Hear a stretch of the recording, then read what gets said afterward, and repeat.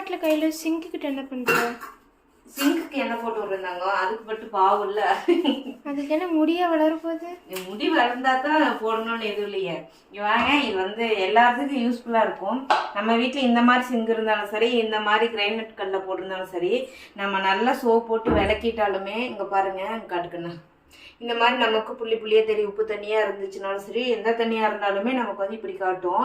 So அதனால நான் என்ன பண்ணுவேன்னா, ஒரு 10 நாளைக்கு ஒருக்கா 15 நாளைக்கு ஒருக்கா நல்லா சிங்கை கழுவி விட்டுட்டு ட்ரை ஆனதுக்கு அப்புறமா ஒரு துணி எடுத்து தேங்காய் எண்ணெய் வச்சு நம்ம நல்லா தேய்ச்சி விட்டோம் அப்படின்னா, ஸோ நமக்கு வந்து சிங்கு பார்த்தீங்கன்னா பளிச்சுனே இருக்கும். ஸோ நீங்கள் இந்த மாதிரி ட்ரை பண்ணி பாருங்கள், கண்டிப்பாக யூஸ்ஃபுல்லாக இருக்கும்னு நினைக்கிறேன்.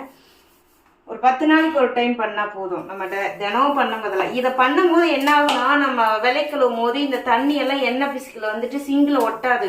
அப்போ சல்லுன்னு நமக்கு போயிடும். அப்போ சிங்கு பார்க்க நமக்கு நீட்டாக இருக்கும். அது வாடகை வீடாக இருந்தாலும் சரி, சொந்த வீடாக இருந்தாலும் சரி, இந்த மாதிரி நீங்கள் ட்ரை பண்ணி பாருங்கள். அதே போல் சிங்கு கழுவுறதுக்கு நீங்கள் வந்து ஷாம்பு யூஸ் பண்ணி பாருங்கள். லிக்யூடு சோப்பை விட தலை குளிக்கிற ஷாம்பு யூஸ் பண்ணி பாருங்க, நல்லா வாசமாகவும் இருக்கும், நல்லாவும் இருக்கும். ட்ரை பண்ணி பாருங்க. இப்போ எப்படி இருக்கு பாருங்க, பளிச்சுன்னு இருக்குல்லையே. ஸோ நீங்களும் ட்ரை பண்ணி பார்த்துட்டு எப்படி இருக்குன்னு கமெண்ட் பண்ணுங்க.